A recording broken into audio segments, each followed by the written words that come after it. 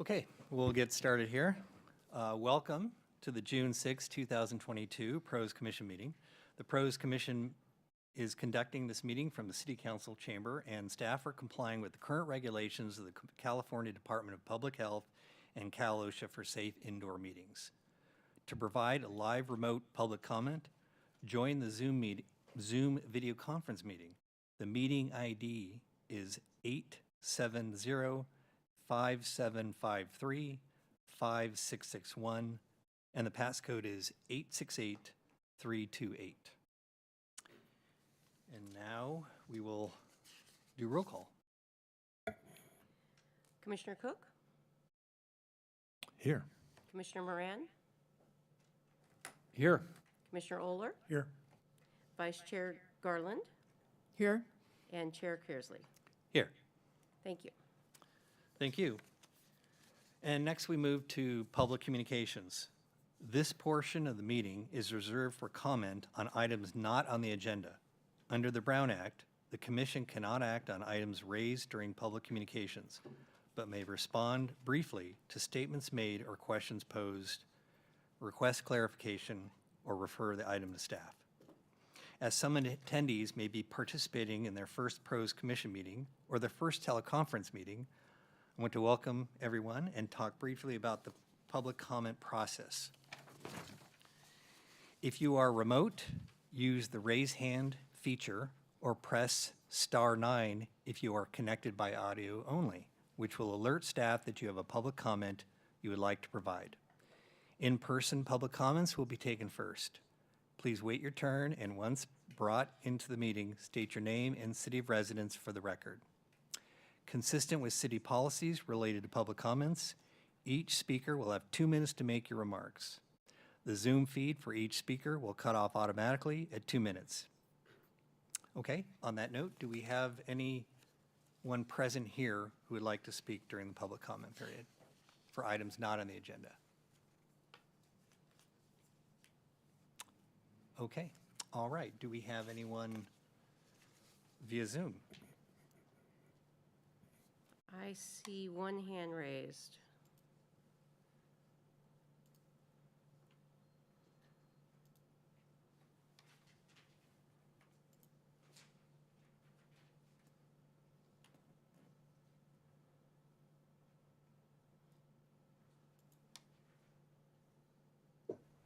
Hello, my name is Barbara Guinness, and I just sent an email that had, should be getting after the meeting, I suppose.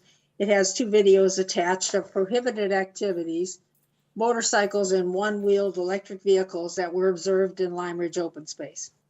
In addition, I included some emails with Public Works regarding these activities. Per Public Works, enforcement is a responsibility of the police department, as Public Works has been meeting with the police department to coordinate and develop a plan that integrates the police and the rangers to enhance patrol in the open space. This plan is at the beginning stages, therefore I don't have an exact timeline. The motorcycles were observed as they happened, and the police were called right then. They never showed up, nor did they communicate back on a procedure to follow. Also, online written reports have been written for fireworks and campfire activity in the open space. No response on the written reports also. We all know the police are very busy, so they probably could not respond for some reason.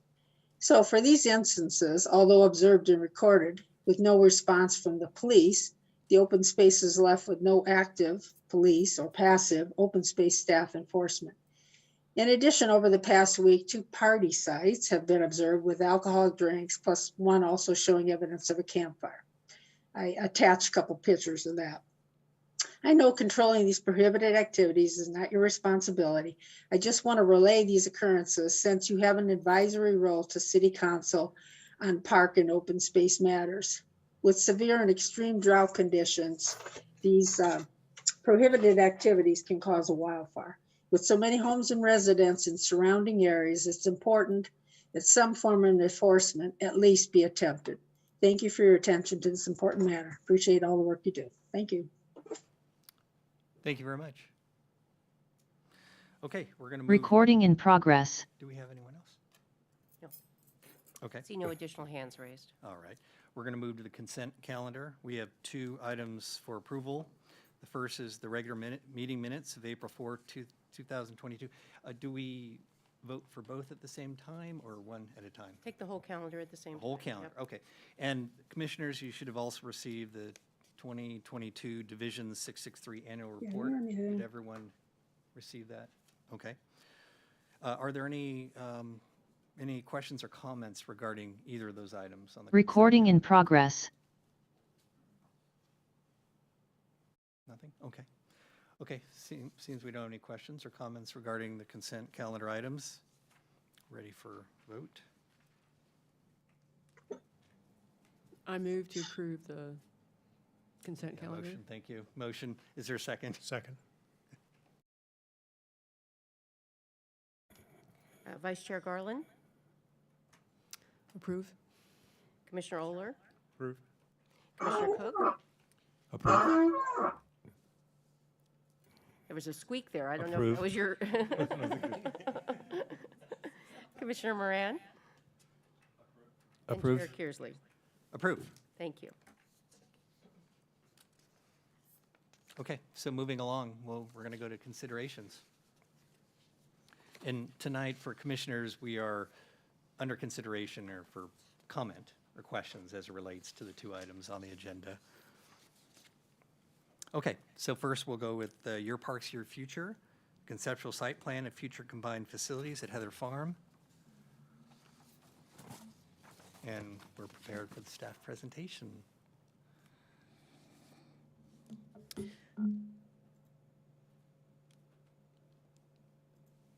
Good evening, Chair Kearsley and members of the PROS Commission. My name is Janine Cavalli. I'm a senior planner here at the City of Walnut Creek, managing the city's Your Parks, Your Future project. And I'm joined this evening by members of our consultant team, including Leah Martinson of Nolan Tam Architects, and also Jeff Ferber of Ramey and Associates, leading the, oh my God, I just said, sorry. RRM Design Group. I'm working with multiple consultants and my brain is a little bit fuzzy today, so I apologize for the slip up. Jeff Ferber of RRM Design Associates leading the consultant group and providing landscape architecture services. Hopefully that will be the only flub this evening. A few years ago, City Council prioritized renovating or replacing 4 of our critical infrastructure facilities that were reaching its end of its useful life at Heather Farm, Civic Park, and Shadelands Art Center. We concluded phase 1 in February 2020 with council direction to prioritize the implementation of facility replacement at Heather Farm Park and co-locate and combine both the swim center and the community center. So we began phase 1 implementation last year with selecting the site of the future facility. The purpose of tonight's meeting is to review the outcomes and goals of that site selection process, and then to review the conceptual site plan that our team has been preparing over the last several months, and for PROS to provide comments and feedback on that conceptual site plan.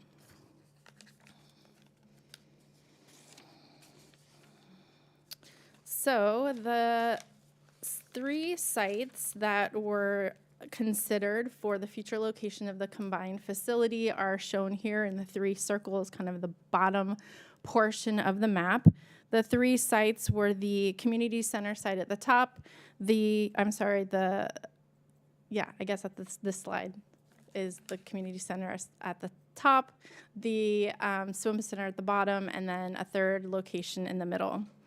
And those 3 different site locations were brought to a series of different groups, including the Gardens at Heather Farms, Mount Diablo Audubon Society, Walnut Creek Aquatic Foundation, Aquanuts Masters, Aqua Bears and Swim Club, and the Walnut Creek Chamber of Commerce and Visitors Bureau for their feedback. We then brought it to the PROS Commission last October for your feedback, and then brought it to council with the feedback from the other groups last December. The outcome of that process was to locate the new combined community center and aquatics facility at the existing community center location.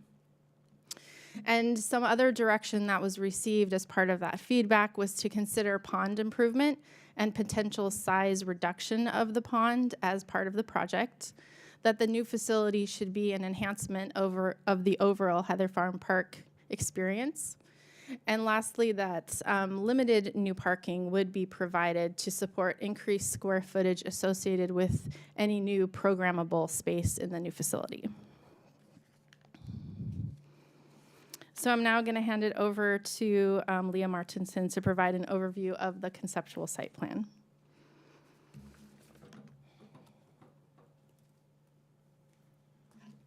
Hello, it's nice to see many of you again. So getting into taking that diagram that you looked at and you guys all saw about a year ago and developing it into a conceptual site plan, the first step was to really consolidate all the feedback that we heard from you, from the stakeholders, and from staff, and define the overall program goal, the overall project goals. And we sort of have characterized those into 3 categories: goals related to program, goals related to the sort of adjacencies, the relationships within the park, and then goals related to the overall park experience and how this project fits into Heather Farm Park overall. So in terms of program, we heard very strongly from this group, as well as from pretty much all the other stakeholders, that it was really important to prioritize maintaining and supporting the existing recreation and park programs in both of the facilities, and that the spaces of the facility really needed to be developed to support those uses and possibly even allow for them to do more things. So in particular, improving the locker rooms, which are way undersized, and modernizing the event and multipurpose spaces in the community center were sort of key parts of that. In relation to site adjacencies, we heard a lot about views and the importance of views both towards the facility from across the pond, from the garden, and from the walking path, and then also from the street looking into the pond. This is going to be a pretty prominent facility, as well as from the new facility itself. What is going to be the view from the new lakeside room looking out onto the Heather Farm Park? Related to that, related to views, was also the question of acoustics, which came up also numerous times. And so in considering the site plan and the building organization, we wanted to be sure to separate noise generating uses from more sensitive noise, from uses that were more sensitive to noise. So that's been taken, we've tried to take that into consideration in the planning of the facility. And then finally, in terms of the overall park goals, we really wanted to consider not just the specific uses of the facility, but also the overall, the informal and passive uses that are happening in Heather Farm Park all around the facility, and how this new building can really support and enhance those uses as well. And that's the pedestrian walking path. How do we improve that? How do we maintain space for fishing? How does the building, the existing community center and swim center have those like super tiny lobbies that don't do anything? How does the building maybe provide some community living room space that people can use for a pause or to meet friends or to sort of provide an additional set of passive uses? And then also considering the improvement to the pond layout and function as part of that overall park enhancement goal. So those are the considerations, and those are really the goals that we were using to shape the development of the conceptual site plan. If you guys remember the tiny diagram blocks that had 2 colors of blocks on the original site plan, and a sort of parallel part of this process has been really working with staff and users to understand what goes into each of those tiny blocks. And as you can see, those blocks got a lot more complicated. This is not, as it turns out, the actual layout that you'll see in the site plan, but we just wanted to illustrate that those sort of functional uses, everything from where is the trash enclosure to how do delivery trucks get there, was considered in developing the site plan as well. So before I hand it over to Jeff to sort of walk you through where we're at with the conceptual site plan, these are the kind of 5 sets of criteria that we've been using to evaluate the plan as it develops, and that we're asking for feedback on from this group as well. So the kind of topics of consideration are building configuration, really, how are the spaces organized? What are the adjacencies? How do the spaces function in relation to each other? The pool and deck configuration, how are they accessed? Does it work with the requirements for security as well as for events? And how does that relate to the pools themselves? In terms of the overall site and park relationships, what are the views, both from and into the facility, and how are they separated acoustically? Do we have enough separation between those uses? In terms of access and circulation, we're thinking both about pedestrian circulation within the park and within the facility, as well as vehicular circulation to and from. And then finally, the outdoor gathering spaces, and I think this goes back to that goal of enhancing Heather Farms Park. What new spaces are we creating as a part of this facility that are really going to support the uses, both programmed and unprogrammed, in Heather Farm Park? So with that, I'm going to pass it over. Oops, I didn't mean to reveal too soon, Jeff. I'm going to pass it over to Jeff to go.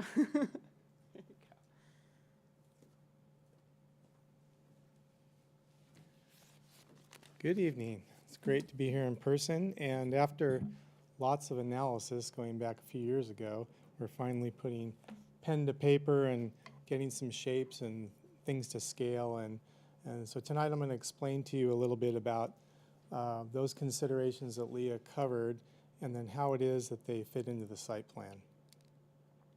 So there's several images with the site plan. This one's not real easy to see, but there's some enlargements here in a couple of seconds. Just in terms of orientation, on the right side of the slide you have North San Carlos. Of course, the pond is on the left. At the south side at the bottom you have the playground. And at the top of the site you have the creek that goes under the parking lot and then goes between the lake and the pond. A couple of key features to keep in mind as we're looking at the different slides. The building's about 27,000 square feet. The site plan does show a small amount of new parking. And the pond, which going way back to the council approving and your commission reviewing a set of assumptions, it was always assumed that there might be some impact on the pond, not the lake, but the pond. We weren't sure that would ever need to occur, but it turns out to make the program work, there will be some impact on the pond. And I'll cover that a little bit later. Excuse me. And then, of course, in the concept, you will see two pools. That includes a 50-meter lap pool and a recreation pool. So the considerations that Leah highlighted earlier, I'm now going to walk you through how each of those considerations were incorporated into the plan, and then orient you to what's going on in the site plan. So first, overall, in terms of how the project would be seen from the outside within the park, and then what you would see when you're inside the project boundaries. Looking at the project, if you were over at the gardens of Heather Gardens, I was just at another place that had the word gardens in it. The view from the gardens would be of the building and the terraces. You would see kind of a bermed area. You would not see the swimming pool necessarily, depending on how high up you were. As you look out from the site, there's a relationship to the playground. A very nice view from the new building and the surrounding landscape spaces to the pond, to the lake, and across the pond to the gardens. So it's really designed to be very attractive to look at and be a very nice place to look out onto Heather Farm. And then in terms of the access, there's very good pedestrian and vehicular access. Of course, somebody can park, like they can today with any event at Heather Farm. There's almost 900 parking spaces, and when the park is full, we know that people park wherever they can and then walk to the different events. So that'll still be the case here, that we have the same uses, the pools and the community center. Now they're joined, but they're surrounded by the same parking that's there today. And then in terms of drop-off, I'll be telling you a little bit more about that in a second. But we've spent some time looking at how you drop people off at the facility and pick them up. And then in terms of service, we have been studying how you service the pools as well as the kitchen, the community center, and all of the different facilities. So there's good vehicular as well as pedestrian. This is just zooming in a little bit, and I think Nolan Tam has done a great job with the building in terms of the schematic. We don't really call it a design yet, and you aren't going to see any elevations tonight or any perspectives. But this is a to-scale drawing, and so all the spaces on the site plan, the building, everything's proportioned. And I'm just going to start by saying it's one building, as was the selection by this commission and the council, but it has two parts to it. And any detailed questions, Lee will be happy to answer those. But on the right side, you have the community center. On the left side, as you're looking from the entry, you have the aquatic center.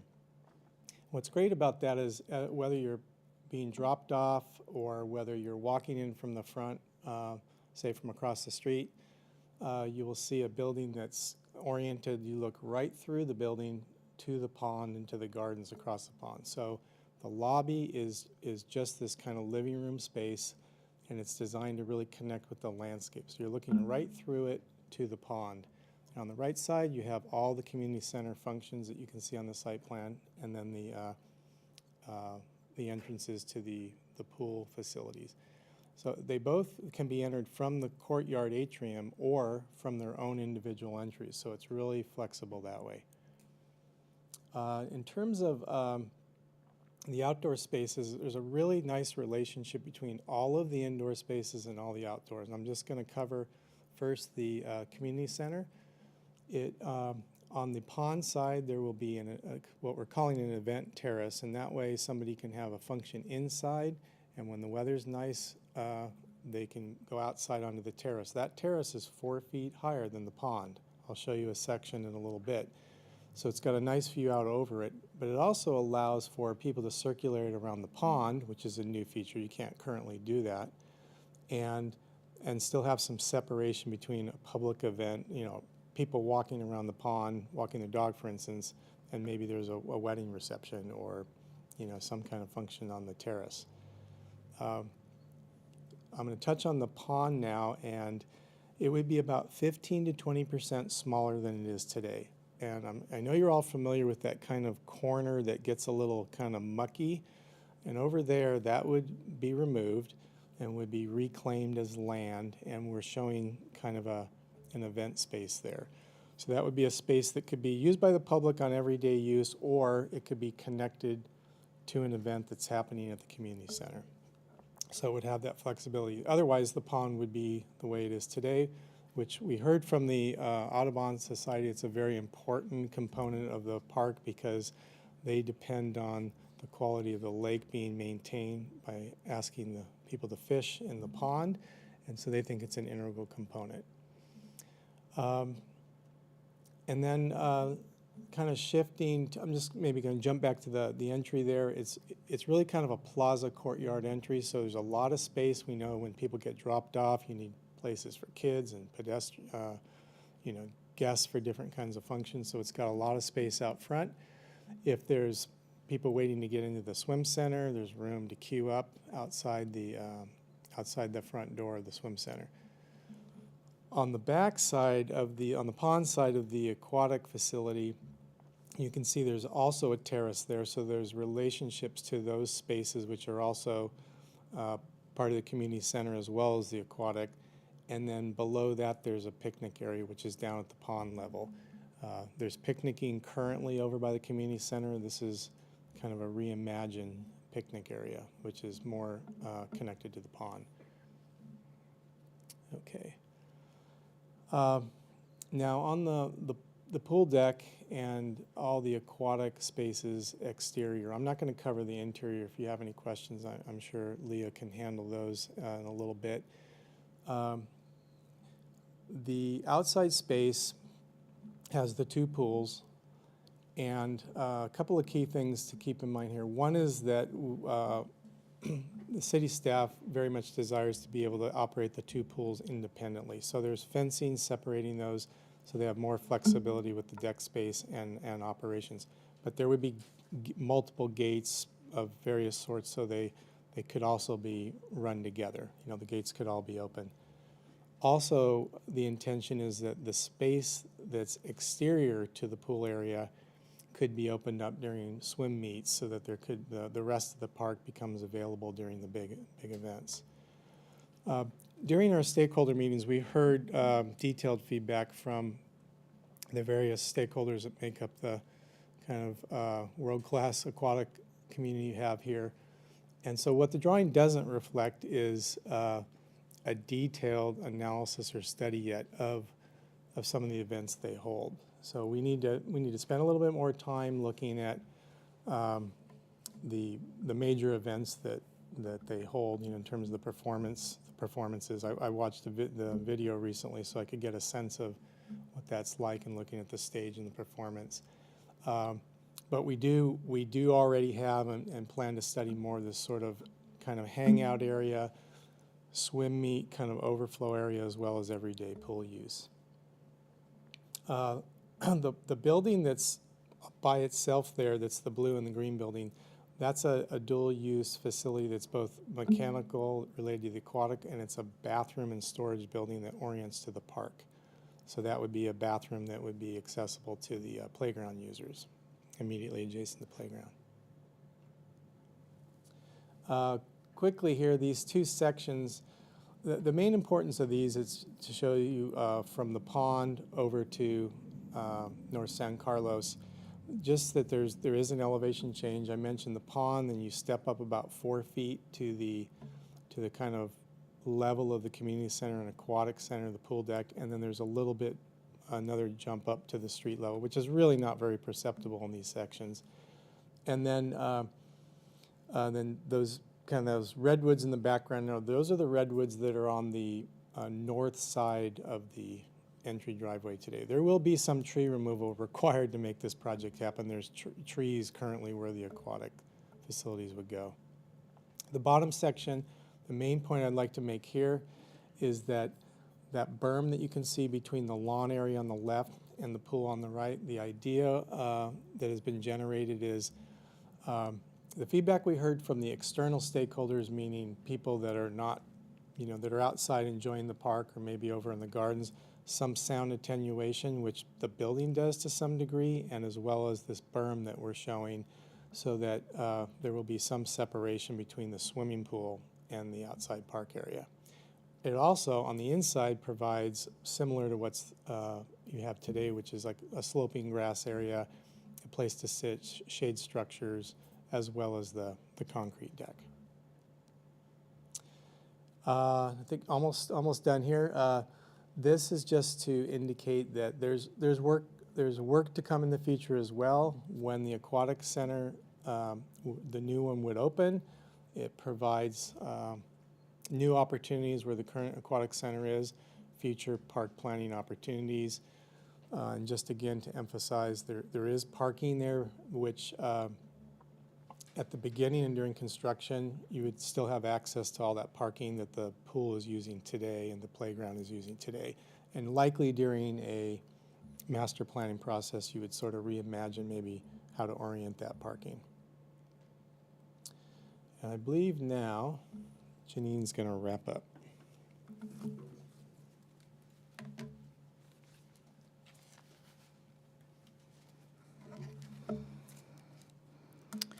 So the conceptual site plan that was just presented to you was also presented to these various stakeholder groups identified here on the slide. And on the next slide, I will summarize for you the general feedback that we received. So there was general support for the configuration of the buildings on the site and the site amenities, including the outdoor event and gathering spaces and continuous walkway around the lake. And there was also general support for the building relationship to park views and other park uses, including the location of the pools between the new building and San Carlos Drive. We also heard 3 primary concerns from the stakeholders. First, about parking and the overall parking allocation and usage in Heather Farm Park in relation to the new facility. We heard concerns regarding the traffic impact and vehicular circulation along North San Carlos and through entry parking sequence. So there was a request that that be studied further. And then lastly, there was concerns about the pool deck size configuration and capacity, especially in relationship to large events. So the next steps would be first this evening to hear your feedback, and then to bring that feedback to the City Council along with the feedback from the stakeholders for their opportunity to review the conceptual site plan. We would then do a cost estimate of that conceptual site plan and then further refinement of the plan based on the feedback received.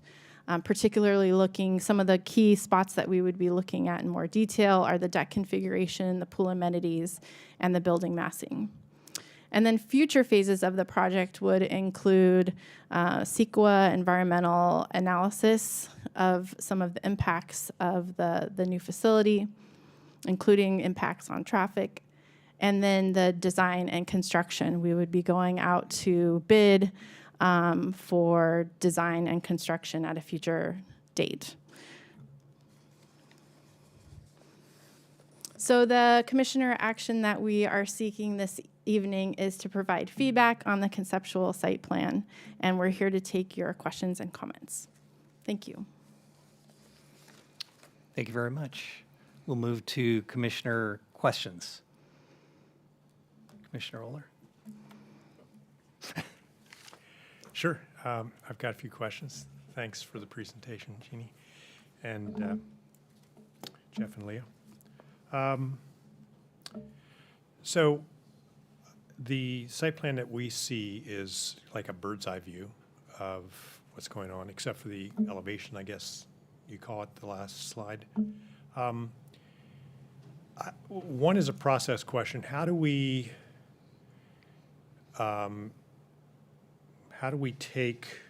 understand the way noise travels with the projected buildings and berms and trees, that type of thing?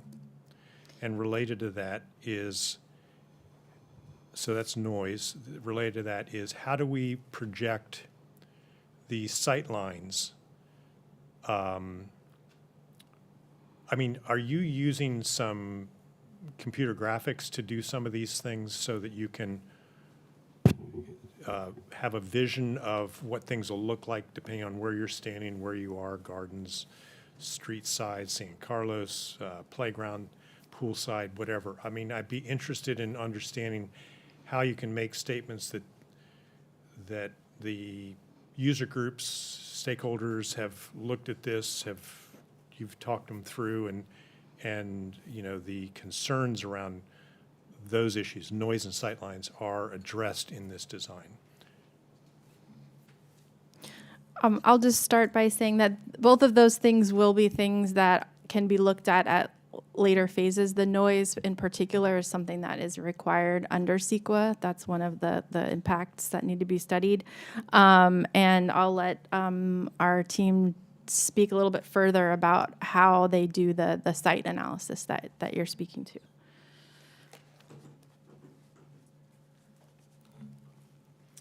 Yeah, that's a very good question. And so we're pretty early in the process. We're really just sort of relating spaces, figuring out scale, programming. And we don't know for sure. We can't make declarative statements. Ginny made the comment about the CEQA. But also we will be looking at a more detailed level in terms of we can model the site, and we can very accurately determine, based on where someone is at a particular elevation, you know, how they relate to, say, the pool deck and what elevation it is, and can they see it or can they not see it? If you're down by the pond walking around, what would you see? It's just a matter of how big the model is and incorporating enough detail in the computer model so that once we have the model, we can turn it around and we can pick any view, and you can take these snaps and basically show all sorts of different views once you have the model. If you want to see what it looks like from anywhere, you have to do a very comprehensive model. So that's something we will have to work out with the city team at some point in the future. And then in terms of the sound data, that would come from the CEQA. Did that answer? And then Leah may have some thoughts on the buildings, but that's generally in terms of the site and how we would build it in a 3D way. So there are some modeling capabilities, and the extent of that depends upon, I guess, how much time and effort and money we want to spend Correct. going through that.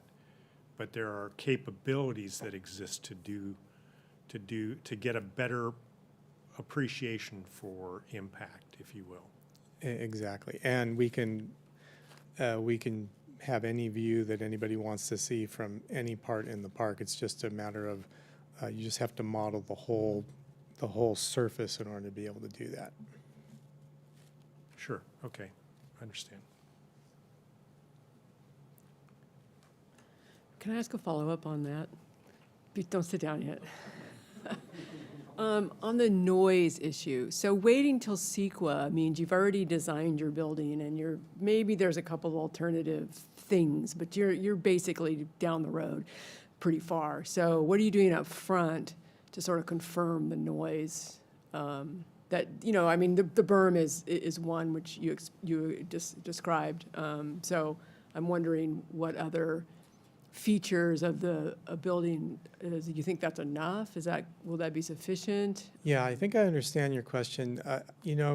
Some of it's intuitive. We certainly are listening to the stakeholders. So both the representatives from the garden, Audubon, had some very pointed remarks about sound and visual. And one thing is we know we're moving further from the garden. So the pool uses are further than they are today. So I think that's why we got favorable feedback from them.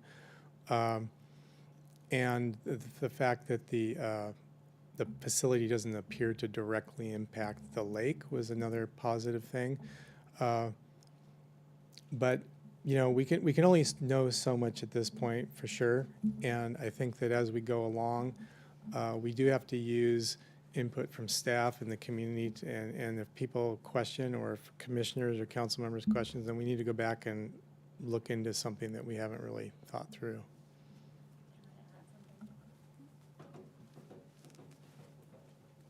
So I guess first I assume that we are just going to keep talking about noise like literally every time, which is good. Like we should keep talking about it. But I think just to give you, and sorry if I'm saying something that you guys already know, the more sort of mass and solid things are, the more noise attenuation. So the sort of first big thing that this site plan does is it basically puts a building in between the loudest things and the quietest things. So that's like point A, as much as we possibly can from that. And then we put a mound of dirt, and that's like more massive. And then we have trees, and then we look at wall construction. So sort of, to your point about we don't want to redo the big moves if we get down the road for CEQA, but there's a lot of smaller moves following that. Like we've front-loaded the biggest possible thing that we can do for noise attenuation, and so hopefully that is going to do a lot. And then there's a lot more room to add more trees, to put a partial height wall, to raise the berm. There's a lot that can still be done as we get more sort of quantitative information from CEQA, which is the part that we don't have without a full analysis. Is that helpful? Yes, thank you. And last on the noise, sorry. And stakeholders and consideration in engaging the neighbors that live along on the other side of that there at some point. Yeah, so we've made a number of attempts to meet with the HOA that is just to the north there, and we have not been successful in getting a meeting with them. Okay. They've chosen not to. All right. If I can keep going with my questions. All right, thanks. The pond safety has been an issue in relation to the current park or the playground, right? Doesn't look as though that really gets resolved. That situation really gets resolved with this reconfiguring. I'm sorry, could you repeat the first part of the question? Yeah, the playground is really popular, fantastic. So popular that the pond they've had to put up an orange barrier around the pond due to the safety factor of the pond being so close to the playground. I'm just wondering if in any of these reconfiguring, anyone's thought about something more permanent than a plastic orange? I don't know if, Mike, you'd like to speak to that? Hi, good evening. Mike Vickers, Public Works Manager. Currently, probably 3 or 4 years ago, we installed a decorative fence around about a third of that pond. Okay. And we have the ability to extend that fence if necessary. So I'm sure that will be an option as we move through this process. Okay. My kids are older. I haven't gone there in a while. Yeah. It's on the playground. Thank you. Is the only concern with reducing the size of the pond that if there's less places for people to fish, that they would then move over to the lake? Is that, and so it's it's the Audubon folks who are pushing keeping fishing in some capacity? That was the one group that identified the desire to not get rid of the pond altogether because it does serve the function of providing fishing opportunities Yeah. and to not impact the natural lake. Yeah. Is there any user group that for the fishing? Is there like a fly fishing association there? Or there is? Okay. Just curious. Yeah. And just if I can clarify, the Audubon Society group did not object to us reducing the pond size. They just wanted to make sure the pond didn't go away altogether. Okay. Yeah, I'll reiterate that none of the groups that we met with had any concern with reducing the size of the pond. Okay. Yeah. And then lastly, a waiting area for parents, right? A lot of parents are dropping kids off and then waiting for them to get picked up, is that, I just wanted to make a comment about it, kids running around, because there's a sizable parking lot across the street from San Carlos, and you could kind of see where parents would say, hey, meet me over there, and you get a lot of pedestrian kids running across that, what would be a much busier street, given the new scope here. Right. So what we've done is we've expanded the passenger drop-off loading area located right in front of the building entrance. So that's intended to be for that kind of quick pickup drop-off. Where there was the traffic circle is now a much longer driveway, if you will, that provides more queuing space.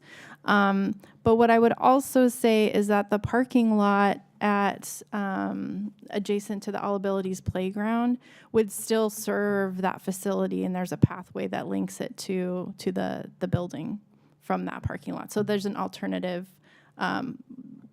if you want to park longer term. There's multiple places, including that parking lot adjacent to the community center with the solar panels. Yeah. Okay. Great, thanks. Commissioner Moran? Thank you, everyone. Jason, you have not lived until you've had to chase your child from the playground to the pond, so I highly recommend that. I've got a pond-related question myself. What is refurbished pond edge mean? Less concrete?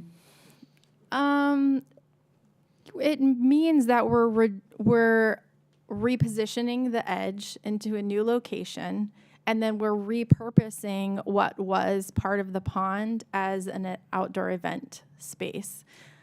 So you're kind of talking about that one little sliver, not so much like a reimagining the concrete that borders it, right?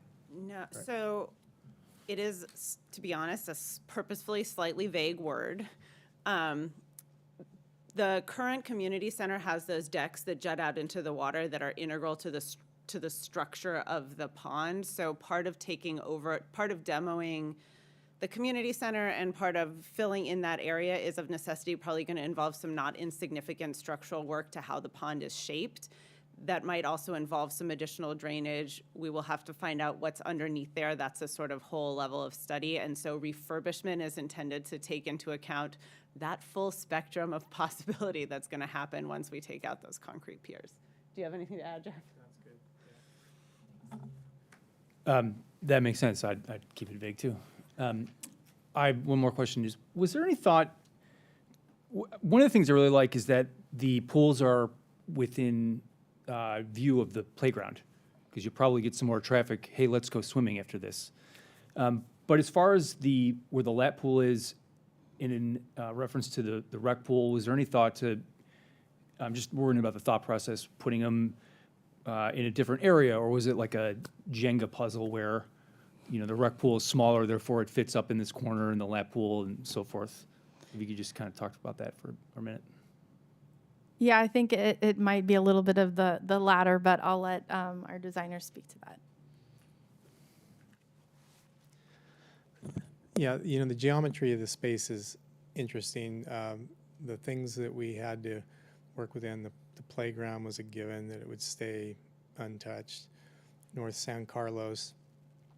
And then that left the area between the creek and the playground and the pond and the street is where everything could go. And then when you make the building work the way it needs to and the pool area, there are some options, but this is the one that seemed, we thought that the supervision and the orientation of the family pool, rec pool being closer to the building had strong possibilities, and having the 50-meter pool out where there could be more deck and lawn sloping areas, and then also access to the outside area. Some communities can open a fence, and then the swim meet is charged with the responsibility of monitoring who's coming and going, but they use the lawn areas outside the swim center as part of their event. So we wanted to have that's what they did in Livermore, and we wanted to maintain that possibility. So because there is some lawn south of the facility there, seemed to be a good opportunity to do that. I had one more question. I thought, forgive me. I thought I read in there that there was, one of the considerations was that the locker rooms were not immediately adjacent to the lap pool. Is that a good thing? Leah will come up and entertain you with that answer. It depends on your preference about lap swimming. I think what the current configuration of the locker rooms and the pool, I think, are reflective of a couple of needs. So one, we heard from the aquatics programs that it was really desirable that people not have to go through like right now, you go into the lobby and you have to pick men's or women's locker rooms. Those are the only two options. And so right now you can access pretty much any of the locker rooms and family locker rooms directly from the deck. So it sort of takes out that question in the lobby, and that was really important for accessibility and inclusivity. So there's the functional requirement about that. Then to Jeff's point earlier about wanting to be able to operate either, you know, have the rec pool closed and operate the lap pool, have the lap pool closed and operate the rec pool, there ends up being a little bit of a zone when you come out of the locker rooms that can potentially be fenced off and allows to control pathing from the locker rooms to that. So that sort of, those considerations by necessity end up creating a little bit of a buffer zone between the locker rooms and then the actual pool functions. And so that pushes the lap pool a little bit further away. I appreciate that people would really like the lap pool right next to the locker rooms, but it seemed, as someone with a small child, it seemed like much more valuable to have the rec pool closer to those family locker rooms. Vice Chair Garland. I have a little bit of concern about parking, like I guess a lot of your stakeholders also expressed. One, I didn't see any softball or soccer groups listed on your list of parties consulted. So did you try and they weren't interested? Did you not think they were, since they're on the other side of the road, you didn't think they were relevant? Because I certainly, from a parking and traffic standpoint, when Friday night softball, I mean, there's a lot of people there. And if there's a big weekend event at the pool, I don't know, is it never going to happen or, I don't know. So we did not reach out to those groups. We reached out to, I think it was tennis and the soccer groups that we reached out to. Okay.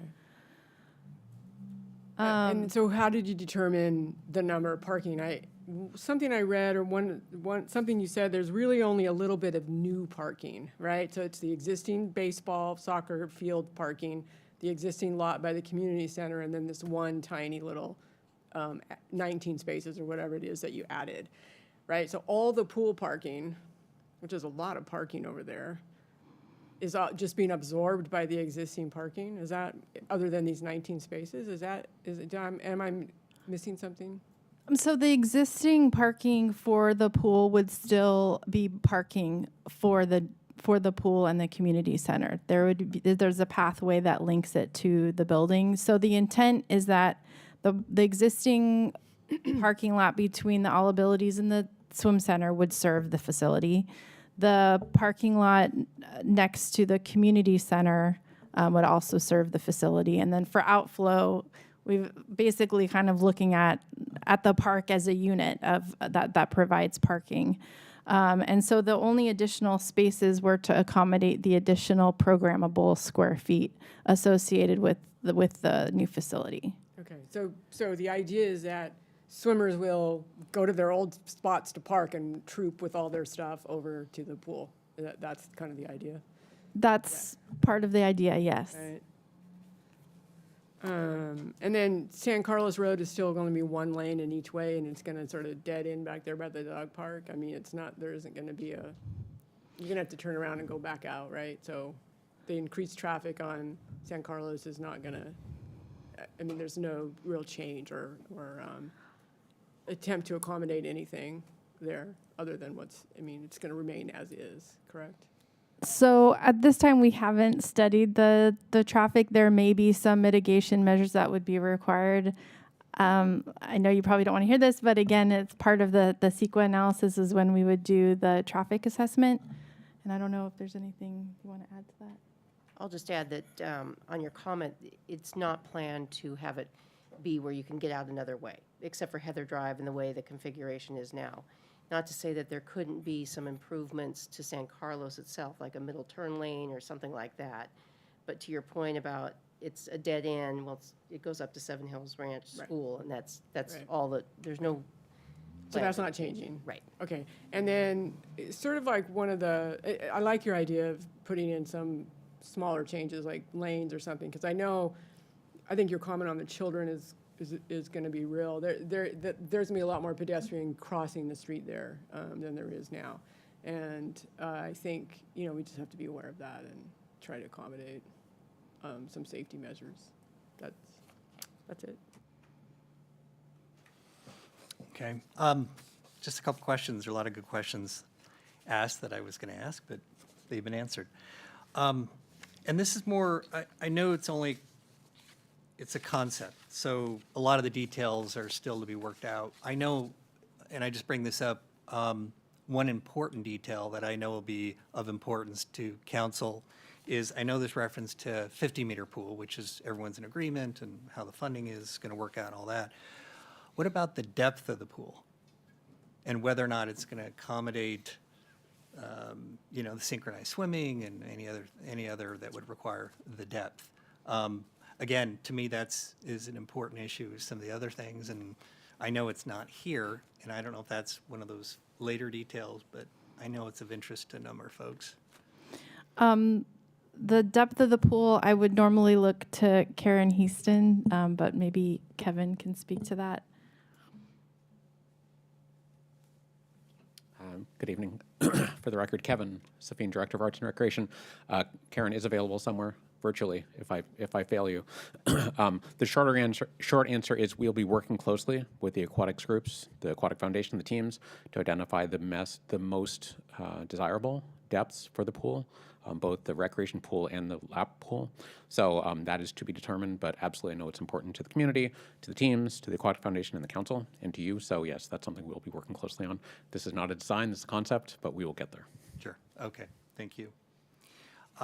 My other question is around the summary that the stakeholders provided. The last bullet, concern about the pool deck size and configuration. Can you expand upon that a little bit in terms of what would some of the concerns around that size or configuration that was mentioned?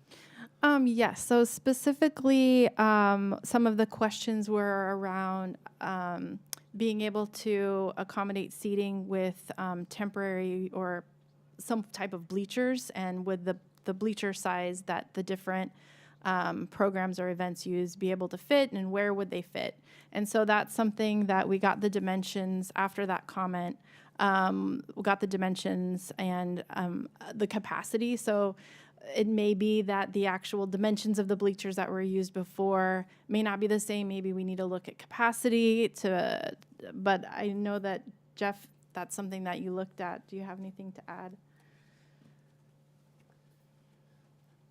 Yes, I agree with what Janine said and Kevin said about where we have to go. We do have a lot to do. But we did hear clearly from the stakeholders some points where some additional study will be needed just in terms of like bleachers, stage, circulation. We have some mechanical things to work out in terms of servicing, the pool building, the chemicals, that kind of thing. So there's lots and lots of detail to be studied. And I think the flexibility we have is moving towards the pond a little bit and south where the parking is. And as it relates to parking, even with a new facility, and it'll be the shiny new thing, and it will be amazing. So it will have, more of a draw from that standpoint. But it's programmatically the replacing what's in Heather Farm now. So in terms of parking, I think people do sort of habituate a little bit in terms of just like when you go to the supermarket, where you like to park. I think in time, people will park where they know it works for them. And there's room in Heather Farm for more parking. It'll be a decision that the city will have to make is, should we put more parking, which, is a replacement for green space. But it's not a matter of, is there room in the park for enough parking? So that can be done. And we can work out the pool deck issues, but this is not intended to be what the final pool deck is. Just one follow-on on that question. I'm assuming when you say pool deck, you're not just talking about the pool deck, but also the surrounding berm and the landscaping around it, because that's as much, if you look at the current situation with our pool, the landscaping is the bleacher system for, the swim meets and things like that often. I'm assuming you're taking that same consideration in this. I based agree on with the what you're feedback. saying, yes. Okay. Any other questions? The great thing, thank you for being here. Really exciting about the whole project, and I know everybody's really gung ho to get started. I think it was 2009 that the council asked this first be reviewed.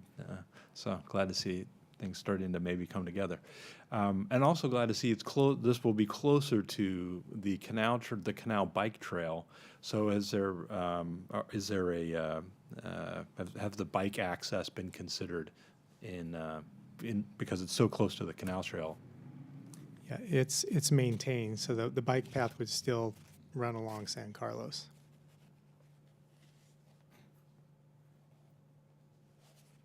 Can I make a comment? We're gonna have comments. Comments later, okay. Thanks. Any other questions? Okay. All right, thank you very much for that. We will move to any public in-person comments for this item on the agenda. Okay. If you could those of you who want to comment, please line up over here. Please fill out a card. And let us know your name and Perfect. Good evening, PROS Commission members. My name is Meg Honey, and I am a Walnut Creek Aquatic Foundation board member, lifelong Walnut Creek resident, and have spent close to 40 years as both an aquatic athlete and now parent of swimmers in our community. I am joined by one of our other board members, Andrea Smethurst. And as you know, the Walnut Creek Aquatic Foundation has worked with the City of Walnut Creek to construct an MOU in alignment with our mission, which is to help conceive, fund, and build sustainable aquatic facilities that will allow recreational, learn-to-swim, competitive, fitness, and therapeutic aquatic programs to exist and thrive in Walnut Creek. We look forward to engaging our community of supporters in raising the committed $3 million to help construct a facility that will continue the tradition of aquatic excellence in our city. The Walnut Creek Aquatic Foundation would like first to thank staff for their tremendous work on our year-long collaborative process to construct the MOU, and we are looking forward to embarking on the next stage of the process.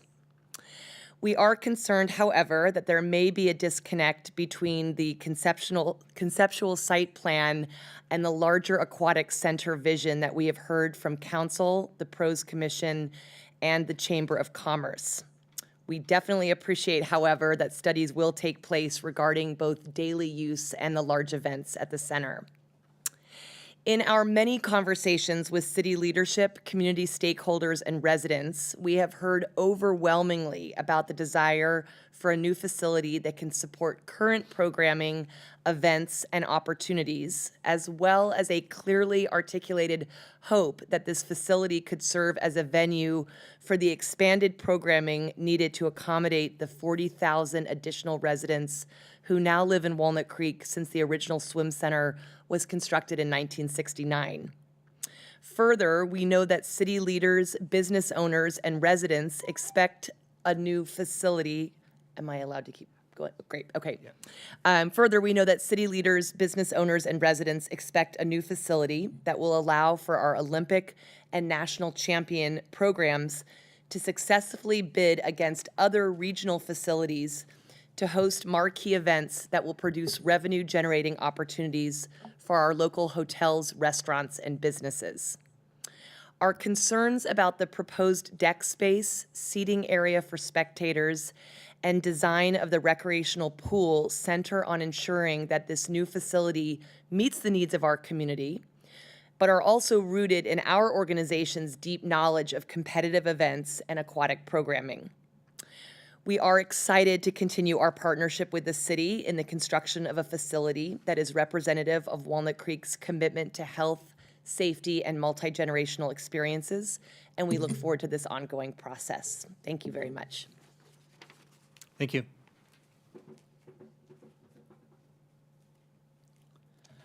Good evening. My name is Mark Williams, and I live on the edge of Heather Farms Park by the baseball field, and I've lived there for 25 years. I'm a strong advocate of the park. I'm a strong advocate of how the park is being operated. And I'm pleased to see that as this concept plan has been developed, they're taking into account the fact of acoustics and sight lines. I look at Heather Farms as a resource, a vital resource for people trying to get fresh air and open space in an era of COVID. And I think that those values should be maintained in this development. I am a little bit concerned that the construction of these facilities and the expansion of these improvements will cut into the serenity of the park, in particular the Heather Farms Gardens. I look at this concept plan and I think every one of its elements have merit. However, taken together, are you over-engineering the park? Thank you. Thank you, Mark. Do we have any call-in? At this time, I do not see any hands raised. The hand just raised. Okay, yeah. I was going to say their hand is raised, so they know what they're doing, so. Oh, and I think Gail, you're on mute. Go ahead. Okay, sorry. I'm Gail Jackson. I've lived in Walnut Creek for over 40 years. I'm also the president of the Equestrian Center. I was on the PROS committee for the trails that we did with Mike Vickers. And I've got a Down syndrome daughter that has used special recreation in Walnut Creek. She's going to be 38, so for probably 35 years.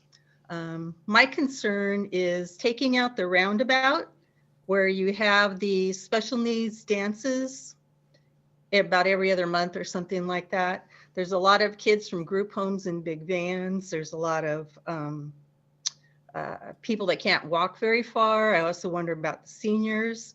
If you take out that roundabout, everybody's going out onto San Carlos, and then they're supposed to have to make a left turn because they can't go back into the parking lot.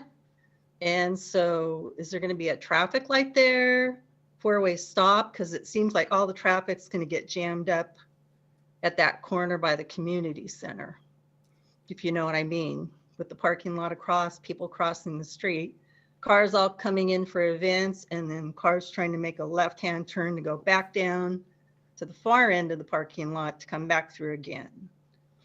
And right now there's a lot of people that stop in the red zone to unload their cars for picnics. That blocks traffic, and you can't go around them. And I can see it backing up back into the park and up to San Carlos and Ignacio. So that's kind of my concern if everything's going to be in one corner. So I was kind of looking at it as a special needs thing. So, and disabled people, is there disabled parking nearby so they can get to the center easily, rather than just a drop off with no more circle roundabout. That's it. Thank you, Gail. Thank you.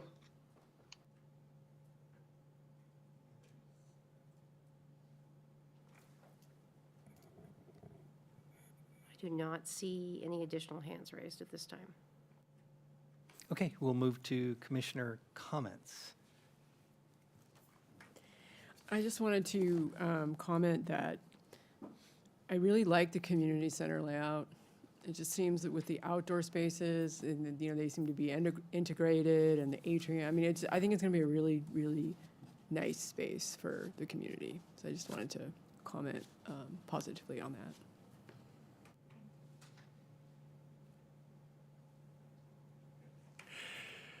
A few comments. There's a lot to like about the conceptual plan, and there's equally a lot of work to be done to turn it into the super useful space that so many of us in our various communities want for it. So the encouragement of thoughtful consideration and how would someone walk from point A to point B, or what would their path be if they parked here and they were going to this event, or they were dropping off their child or special needs person. All the design failures that I've seen are typically from someone sitting in an office designing something without getting out there and walking around, either actually doing it or doing it through appropriate computer-generated concepts so that they could see what it would look like when real people walk through this design and try to use it in the way that we want them to be able to use it, in the way they want to be able to use it. So I just encourage an equally strong effort going forward to do it as we would do it, those of us who use it in the community and who will use it because there will be new opportunities to use it for someone that may not use it currently. So thank you for all your efforts so far, and we look forward to continuing the process. I think I summed it up earlier, but yeah, I'm just really excited, and I know there's a lot of different folks involved, and it's been a long time coming. So looking forward to lots of exciting things happening. Thank you again, everybody. My takeaway is that I really like the thing was described as two buildings in one, essentially. I didn't realize when you walked up that you could look through to the pond. I mean, it's already there in front of me, but when you imagine what it looks like when you're walking up, I think that's really cool. And then one thing I would say is, just let's make sure that we have the people on the ground who know, if we've got a swim meet or, a larger weekend thing, do we have enough space? And maybe specifically on the decks, where we just want to make sure that it's not overly crowded. Because I like the way that's the flow, and I like where the pools are, and the idea that it's blocked off, and you can go here, you can go there, you can go both, and it allows for some different uses. But as long as we were communicating with everybody out there who, shows up on a Saturday at 6 in the morning, leaves at 10 o'clock at night, then knows what it's like, then we're in good shape. Thank you. Just a few comments. I agree with the other commissioners. I think I'm very excited to see this happen. I think those of us I'm the senior member of the commission now, so I've lived through other designs for when the pool was going to remain where it was at Clark Swim Center. And of course, I represented the commission on the Your Parks, Your Future. So I've been here at the long haul. So I don't know if it's fatigue or I just, something, but I'm really looking forward to this coming to fruition. Hopefully, I'll still be on the commission when this happens, but if not, I'll be able to look from afar and be very pleased that it happened. A couple things. The sound attenuation issue, again, I know, that's been brought up, we've talked about, I know, again, we're at the concept stage. That's a huge issue, whether it be berms or buildings or trees. I started to think about that it will be interesting because the community centers, there's been wedding receptions and other things that's used for, right? And typically a lot of the noise is coming from the other side in a good way for the swim meets and the aqua nuts and other things, events going on. And it's going to be interesting when all this is together and there are events going on in the community center and then, of course, these activities. And, that's going to be a challenge, of course, how that plays out and the ways that, again, the sound is addressed and the abatement is had for the noise. Parking, absolutely, it's going to be an issue because we look where the Clark Swim Center is now, and except for competition with the tennis and the pickleball over on the other side, parking's always an issue. Having had a daughter who was an aquanut, I've experienced, hardship trying to park and all that in the lot there. But again, when other events are going on, soccer or softball or other things on the other side, it could be the perfect storm of activity going on. And certainly, having increased, parking measures or crosswalks or street lights or things like that will definitely have to be addressed. A minor note, talked about reducing the size of the pond. I'm all for rounding out that one section of the pond that is the least oxygenated part of the pond. It tends to get algae very quickly, and I ride my bike there all the time, and it's not a healthy environment even for the fish because they need oxygen to survive. And also, speaking of that, and of course the use of that pond and maintaining it is used for fishermen, I believe it's one of the few, I think it's still being stocked by the Department of Fish and Wildlife. It was Tom Steenstra in the SF Chronicle that pointed out to me many years ago that it's one of the few ponds like it in the state where the state is actually providing fish for that pond. So it's a very unique situation that that's supported by the state. So, and that's it. Well, thank you again for your answering our questions. And if there's any follow-up comments or anything, okay, we're done with that item on the agenda. All right. Okay, so moving on to our next item, we're going to go with the Boundary Oak Golf Course Driving Range Project Conceptual Plan. Another conceptual plan. I'll give a moment if anybody in the audience wants to leave. They're welcome to. It's okay. Just one moment. That's it. That's all you got. Again, for the record, Kevin Safine, Director of Arts and Recreation. Yes, this is your time to talk about conceptual plans. The good thing is that Walnut Creek has so many jewels in its crown.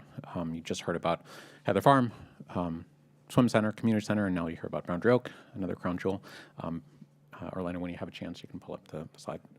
This will be a much less visually appealing presentation. You'll use your brains to imagine for us. And so I'm going to give an overview of the topic here, which is the Boundary Oak driving range. And I'm going to turn it over to our operator, Corsco, and our design team. We'll talk a bit more about the project. We'll take your questions, any public comments, then we'll come back for your comments and get some direction. So it is an exciting time for the golf course. COVID hit, and no one expected that the golf course would be so popular, but it was one of the few activities that could open relatively quickly. We shut down in March, as you recall, of 2020. We reopened the golf course pretty quickly in May, and then we've been booming. But that doesn't mean we don't have our challenges. And the driving range is probably the biggest challenge. If you've been up there, it needs some work. And so that's what we're going to talk about today. Boundary Oak, if you're not familiar, 1969 is when the course opened, so 50 plus years ago. We made a big change in 2009 where we changed our operating model and our operating partner to Corsco. Corsco is a golf course management company that is our best partner we've ever had at the golf course. They've done a tremendous job with the maintenance, with the guest experience, and financially. And so we're in a position now to take another look at what else we can do up at the course, and that's the driving range. So I want to speak a bit about the Enterprise Fund, which if you're not familiar, Boundary Oak is a separate entity from the general fund. So we do not get support from the general fund, which means sales tax, property tax dollars do not come to the course. It is a self-sustaining operation. We are in the black. The funds that come into the course are from the golfers or from people who rent from us in the clubhouse, which means that we can reinvest in the course for the operation, for reserves, and for capital projects. Not just for things like the greens and the fairways, but for bigger things like cart paths, irrigation, the clubhouse, the tap house, if you've been up there, have all been built with use of the Enterprise Fund successfully. And so our next step is the driving range. And we'll talk a bit about what that means when I'm followed by our operator, but specifically the opportunity that we have at the driving range is to improve the guest experience. If you've been up there, it functions, but it's not the best looking site that you've ever seen. So the guest experience, maintenance is a tremendous challenge up there. From a revenue perspective, we can do a whole lot better, and we'll put some numbers in the staff report. And then environmentally, it kind of just drains or doesn't drain and kind of runs off. And so there are challenges there that we see as opportunities. And so the council back in 2021 approved funding for us to go through this design phase. We issued an RFP, received proposals. The Nichols Group is the one who we selected. They're a golf course design and construction company. They've built a team who's been really integral in helping us develop this concept. They have engaged the community. We've worked with stakeholders, a great partnership with Public Works. So Heather and her team have been great partners to us, and Corsco and some of the golfers themselves. So the concept that you see in your staff reports is a product of that. The next steps that we will take beyond today and getting your comments are to refine the concept, to develop some cost for what the actual construction would be, to work on financing, and then to start construction. So that's all to take place the next year and a half, 2 years as we move forward. So it's an exciting opportunity and a great time to be part of a golf course here. And so we're really looking forward to your feedback and your ideas as we move forward. So I will turn it over virtually. The rest of my team is not here, but they are offsite, to Corsco first and then to the Nichols Group. Tom Bugby is the Chief Operating Officer of Corsco. He's been with us from day one, and Orlando Tom is here. I'll turn over to Tom. And then when we close with the presentations, happy to answer your questions.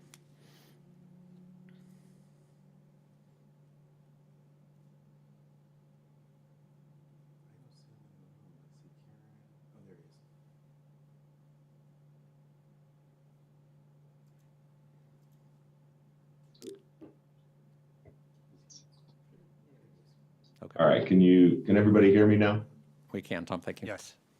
Okay, perfect. Well, thank you so much for having us here today. Thanks for the introduction, Kevin. As Kevin outlined, this is a very exciting project.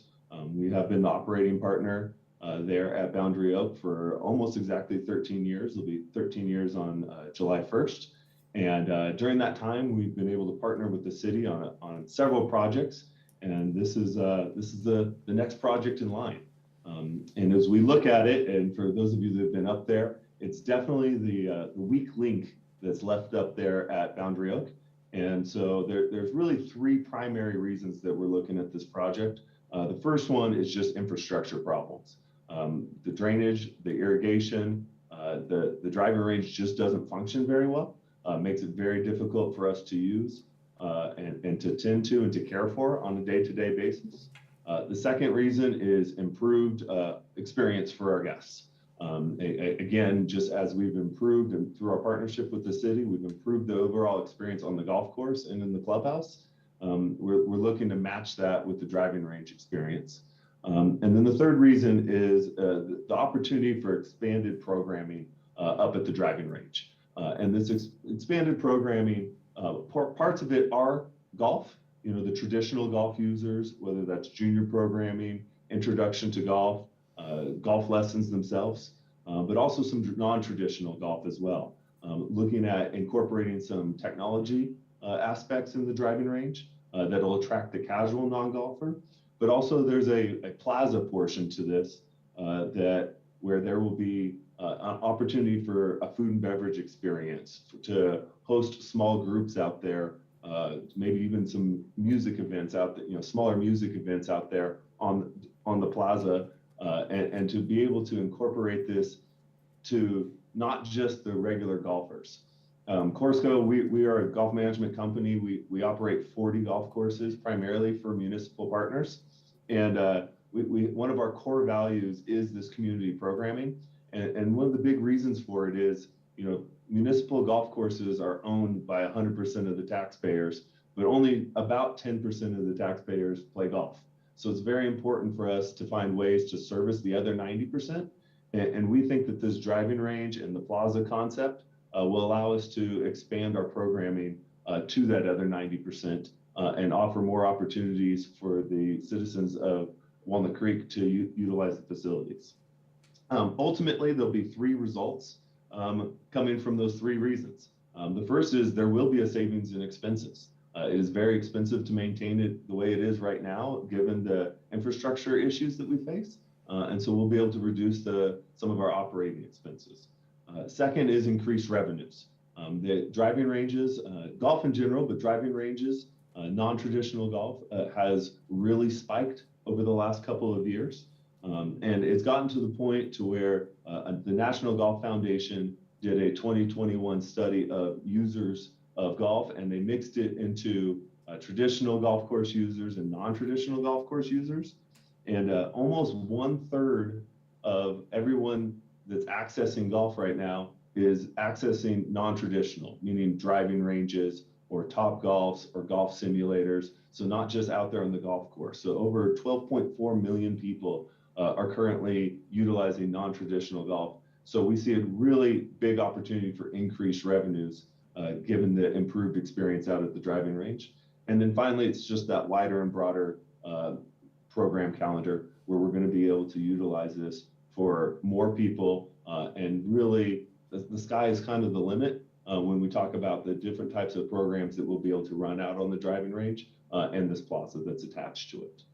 So that's a really kind of high level of why we're looking at this project, some of the things that we look to incorporate in it, why it's so exciting for us to be moving through the conceptual design phase. And so with that, we're going to turn it over to our design partner, the Nichols Group, and they're going to go over some of the high levels of the conceptual design.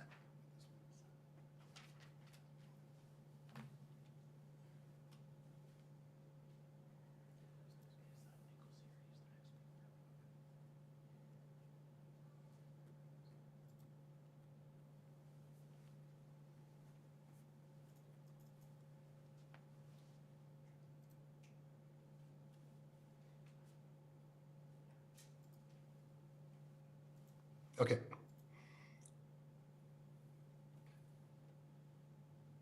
Hello, I'm Doug Nichols with Nichols Group. Tom gave a good overview. We're looking at the master plan here. Really, the driving force at the start was how do we solve the infrastructure problem? There's, in the wintertime, water's not captured properly.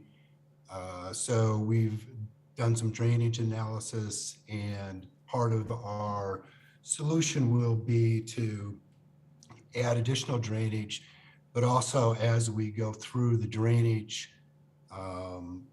capturing, we will create targets that you see that actually will help slow the water down and will kind of two birds with one stone, capture the water, solve the drainage, but also create sculpted target areas for the golfers.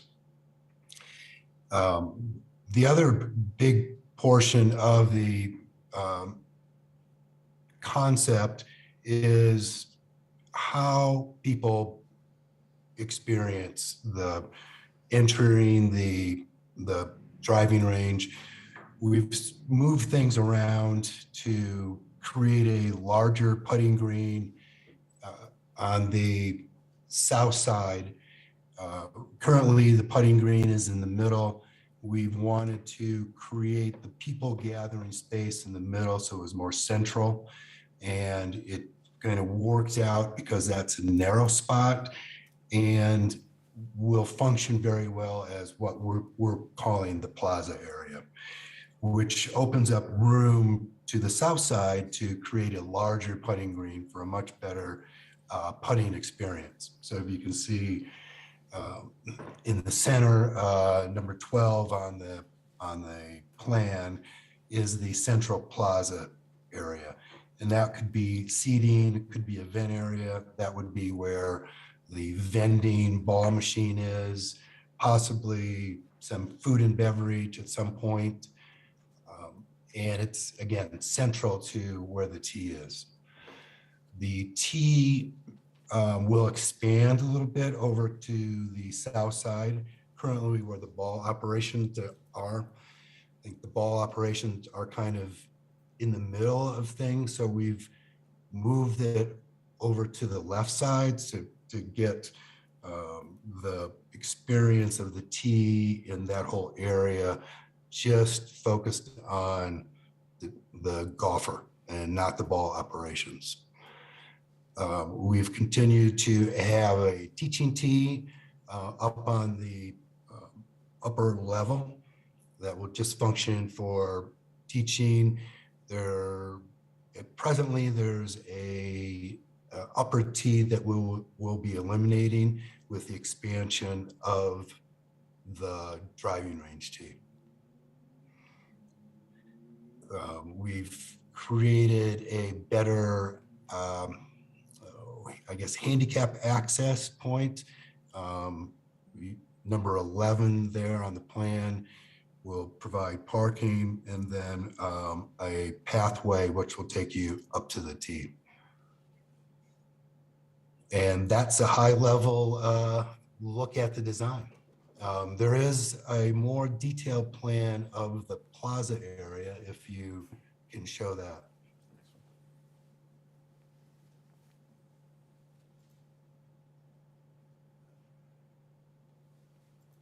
No. Doug, we'll pull that up in a second. Hold on. Okay.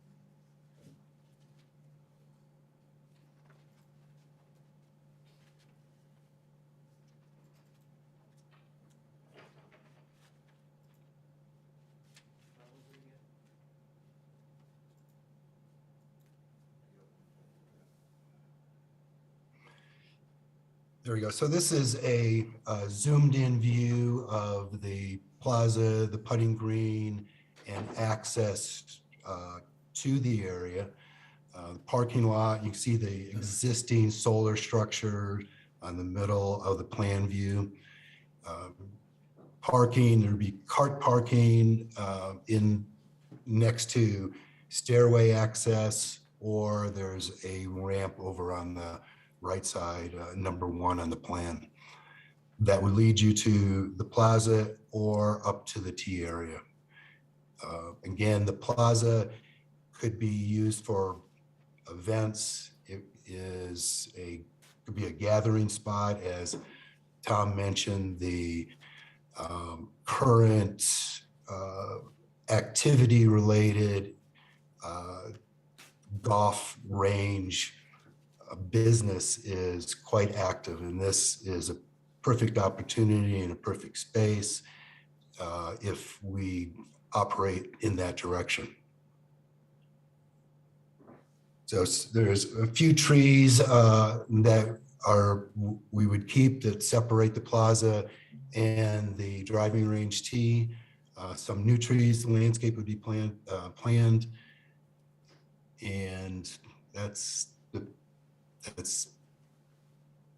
final plan. And back to you, Kevin or Tom. Yeah, thank you, Doug and Tom. That concludes staff's and consultant team and partner presentation. Happy to take your questions, if any, from the commissioners. Hi, I do have a question about the grass that's going to be grown and the irrigation system and the source of the water. I mean, obviously it's California and we're in a drought again. So I assume you're going to be using a species of grass that's more drought tolerant. And I guess I don't really know what the irrigation system is currently. Yeah. Doug, can you speak to both the irrigation system and the potential grass? Yes. Presently, there is not an irrigation system. There was a partial one years ago, and that's one of the reasons why the range is sort of in the state it is now. A combination of no irrigation and inadequate drainage. Yes, the species of grass that would be using would be a Bermuda that would require less water than normal Northern California cool weather species. More and more golf courses in Northern California are going in that direction with the Bermuda, which is typically in a more hot weather, but with the new species of Bermudas, there's been a lot of success in the Bay Area with them, and they require less water than the normal cool season grasses. The irrigation system would have to be totally redone. There is a part of this process will be a water analysis that is not complete yet. And so all those numbers on source and usage will be coming shortly. And as a follow-on to that, so is in the plan, the idea is to have that grass that was discussed all the way through the whole boundary of the area that's currently not covered now? Because I know I hike right behind there. I know it's all dirt now. Yes. So that's, yes. yeah. Yeah. Okay. Yeah. If you want to, if we can go back to the overall plan, it's kind of highlighted. Okay. But yes, and part of that also is that, you know, the ball picking machine, the wear and tear on golf balls on dirt is quite large. So it'll help prolong the golf ball inventory as well. But aesthetically and functionally, it will be much better. And I can speak from experience that I noticed over the years as I've gone behind that area, more and more golf balls are traveling further they used to because the surface is so hard, there's nothing to absorb Yeah. it. So lots of balls are going over or under the fence and, yeah. Yeah, so yes, you get a good bounce off of the turf out there. Thank you. This is really interesting. I think I know the answer to this question, but the general landscape of the hill is not going to be moved necessarily, right? We're not out there with excavators like moving the larger parts. You might flatten out some of the areas for the greens, is what I'm looking at, but not Yes, an overall. Yeah. Yeah, so basically we'd be doing some minor cuts and fills to capture water and build the targets. So they would be localized. Are they about the same size as like a green you might find on the course, or what? Probably a little bit smaller to just fit in. It's a tricky area just visually because we have the large hill on the left side. Yeah. And so it'll be, you can't make them too big or else you camouflage what's behind it. So it'll be a little bit smaller than normal. My last question is, there's no fence there now, as I remember, right? I mean, you might be able to. Correct. So we're in the process of studying the fence options in that area. I think there's just some wire and posts, more ag fence on some of the perimeter. Yeah, there is a fence. It's low, and right now, there's actually a significant opening. Yeah. I was aimed for it. That's People why I aim can't for see me it. when I go hiking back there, I notice. Right. Let me know. Thank you. I was going to ask whether, I know that, on paper, it looks like there's no necessary impact on the open space, but have we also engaged with the Open Space Foundation in terms of education process and feedback or something to that effect? Thank you. We will be doing that, working with Mike Vickers and his team. Right now, there is no specific encroachment into the open space. That said, anything we're doing right on the border is something that is of interest. And so Mike and I have talked about that a lot, is how do we reach out to that group and make sure they're engaged in this process. And so that'll be one of our next stops after we leave this group. So thank you. Okay, great. The other question is around noise and lights. I know events are already occurring at Boundary Oak golf course. I don't know to the extent they are, after hours, so to speak, and whether music, that sort of thing is typically involved. I know Boundary Oak that part of Boundary Oak is as far away from residential as any of the golf course. But there are some, residences not that far away, and sound travels in odd ways sometimes in a bowl, which this kind of is to some degree, an open bowl. So will some of the surrounding area residents be consulted? Or I know that HOAs may not exist, but public hearings or whatever, some ways to at least share what the plans are to, ensure we have support. Sure. Yeah, we can find a way to, through our mapping system and whatnot, reach out to specific neighbors and let them know about, the next meeting we're having either with this group or council. And then, Tom, do you want to speak, if this is okay, Commissioner Oler, talk about the types of events that we might do there, just so you can get a perspective? Sure. Yeah.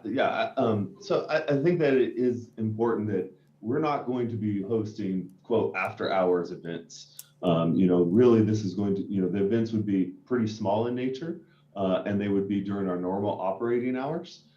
So while it is still smart to reach out to the neighbors, the good news is, while the reach out will be that there's going to be very low impact. We're not going to be having rock concerts on the driving range. We're talking about having a very small, 2 or 3 piece band playing music in the afternoon out on the plaza.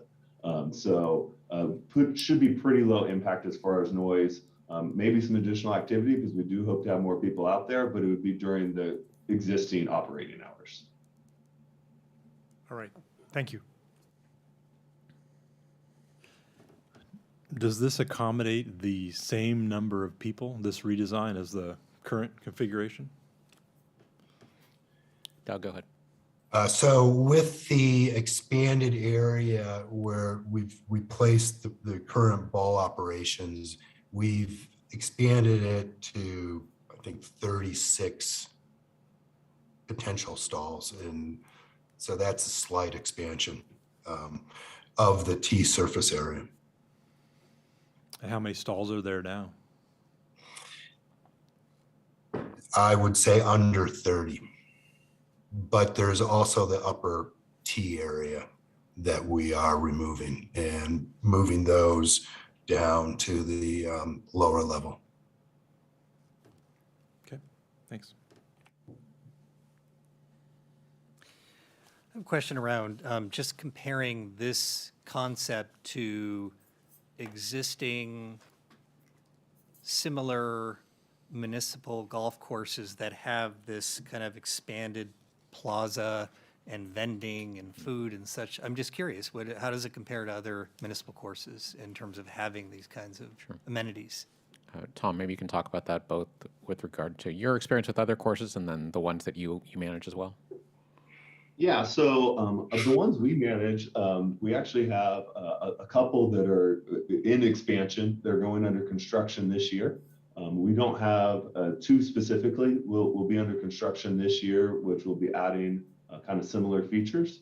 It is a fairly big trend in the industry to be investing in the driving range, just based on some of those numbers that I outlined earlier, just participation being up so high in the non-traditional golf area.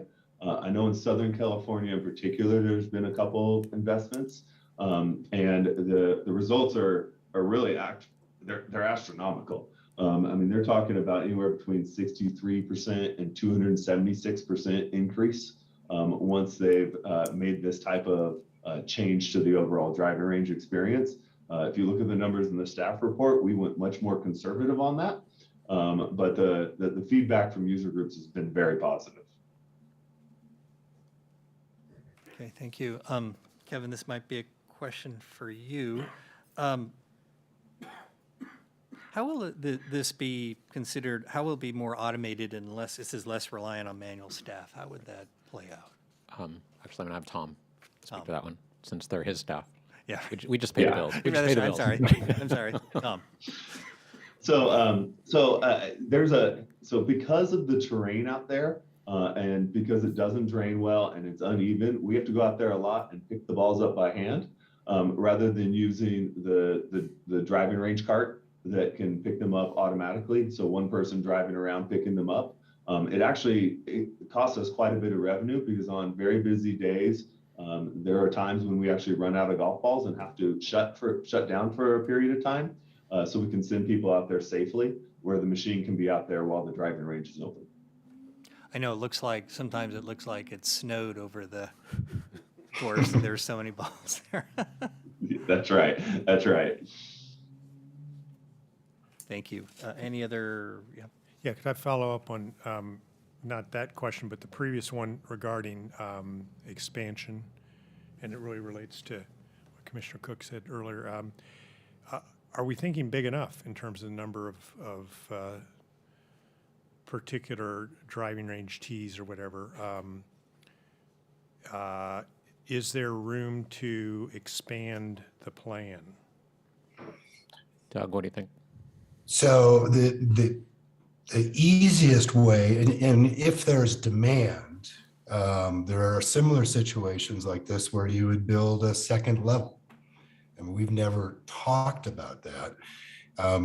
You could certainly expand to get a little bit more to the south side, but we start getting into some pretty severe grading situations where we would have to move quite a bit of dirt in order to expand that tee any more.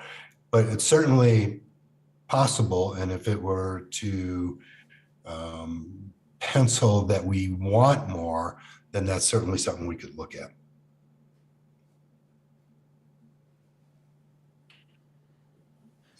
It is difficult to expand to the north side where I've put the ball operations just because of the hill that's in front. It would be very impactful. So the logical way is to go further to the right.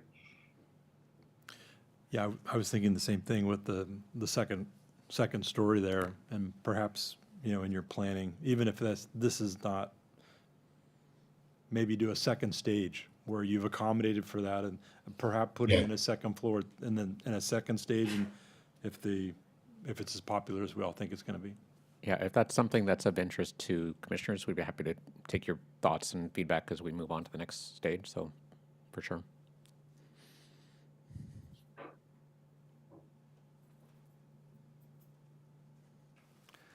Okay, Kevin, Tom, Doug, thank you for that. We're going to move on to public comment. We don't have any in person. Do we have anybody on the line? Yes. We Okay. have one hand raised.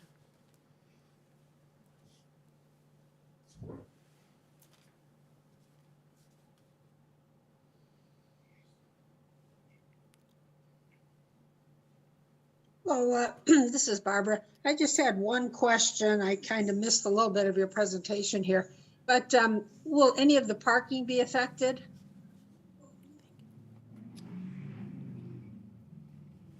There is 3 or 4 spaces that we will convert to golf cart parking.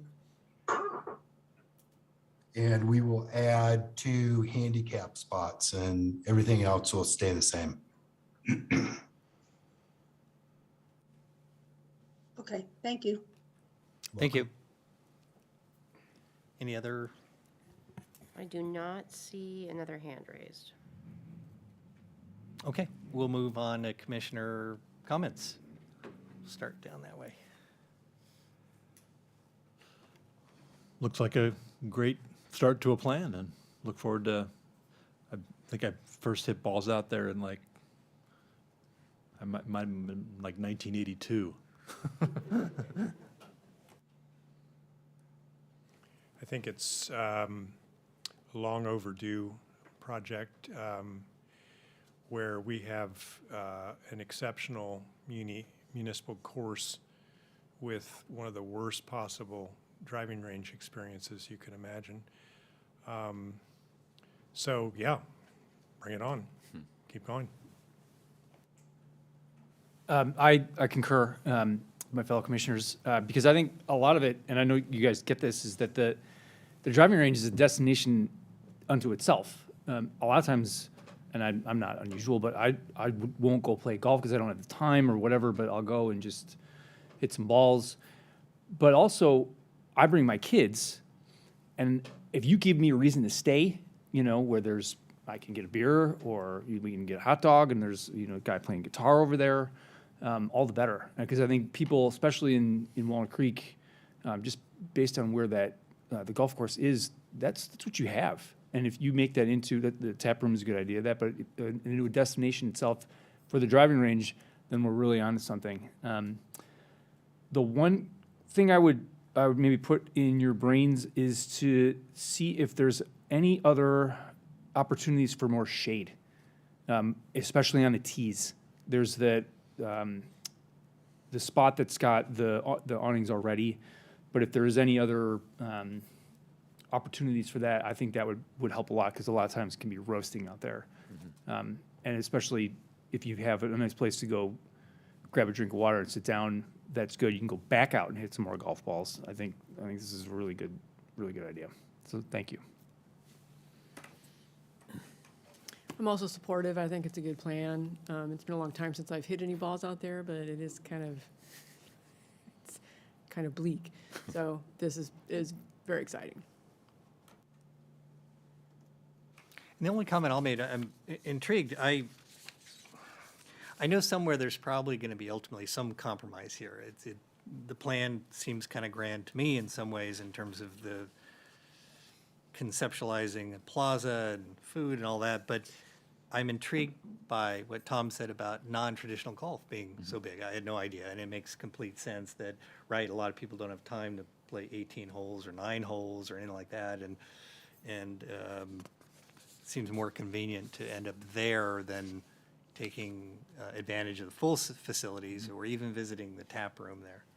So it's going to be interesting to see how that ends up playing out. But the design is terrific. Again, only question is around irrigation and watering and all that stuff, how that plays out.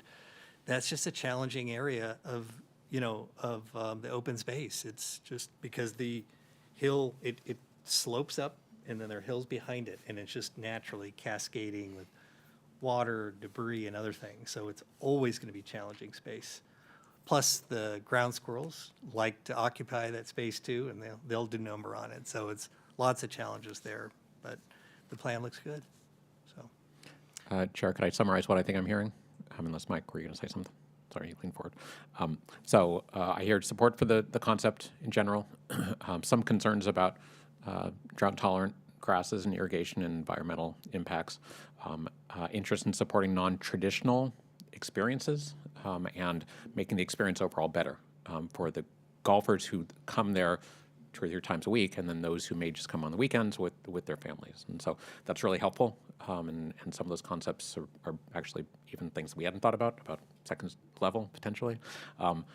And then events, including the neighbors. And frankly, we think if we let the neighbors know about events, not just they'll be aware of it, but they'll come, which is the idea. So that's really helpful. We appreciate your input. I appreciate my team here. I have Tim Roberts behind me, by the way. Fran, if you want to get out there and hit a bucket of balls, Tim will set you up with that, no problem. Robert, too. So thank you all for your input and support. thank you. Okay, there are no other considerations, so we're moving on to commissioner reports. Anybody have anything they want to present? No? Okay, very good. We're moving on to staff reports. Do we have anything there? Good evening once again. Mike Vickers, Public Works Manager. I just wanted to give you an update on the PG&E project that's currently taking place out in Lime Ridge, where they are undergrounding the overhead lines basically from Arbolado Park to the east, which goes up over the hill down into Concord. Project started on May 1st. It's about a 2-month project. The first couple of weeks first 3 weeks were spent mobilizing, getting the equipment, all of the materials in place. Just Friday, I think they completed installing the conduit. The next phase will be coming back and install the wires through the conduit, and eventually, they haven't quite shared with me, maybe Don Murphy, who's the project manager, on how exactly they're going to be removing the existing poles and the wires. They have a couple options, and they may use both, whether they do that from the ground or whether they bring in a helicopter to disturb the area the least amount possible. So generally, the project has gone very well.